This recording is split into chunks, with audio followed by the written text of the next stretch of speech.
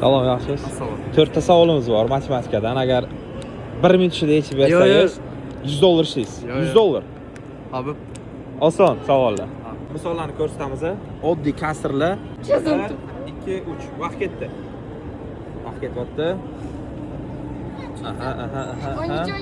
Neçe yüzler? Yemeği böyle aka. O'rgataymi? Yo'q, bo'ldi. Qiyin fanmi? Ama bilaman. Qarashib qara. qiyin Mana bu 2 ni plus 2 qilish kerak. To'g'ri bo'ladi ekan, o'sha plus 2 mi? Yo'q, bunaqa emas. O'rgataymi? O'rgatdim. Matematika juda oson fan. Faqat yaxshilab qarab turing. Men Qaranglar. bilardim. 3 bilan 1 ko'paytiramiz. 3, 2 bilan 2 ni ko'paytiramiz 4. 2 bilan 3 ko'paytiramiz 6. Agar qo'shib bo'lsa qo'shib qo'yiladi. 3 ga 4 qo'shsak necha? 7. Pastda 6. Ayirish ham xuddi shunaqa. 1 bilan 3 ko'paytiramiz 3, 2 bilan 2 ni ko'paytiramiz 4, 2 bilan 3 ko'paytiramiz 6. Bo'ldi, ayirish bo'lsa ayirish qiladi. Bu kapalak usulda, xuddi kapalakka o'xshadi. 4 dan 3 ayiramiz 1, tagida 6. Ko'paytirish bo'lsa eng oson usuli просто tepaga ko'paytiramiz 8, pastga ko'paytiramiz 15.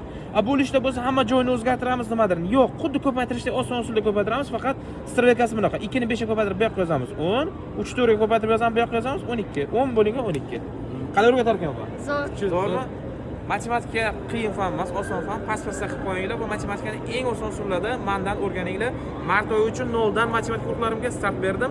Pastdagi nomerga telefon qilib, chorsuga kelsalar o'zim o'qitaman.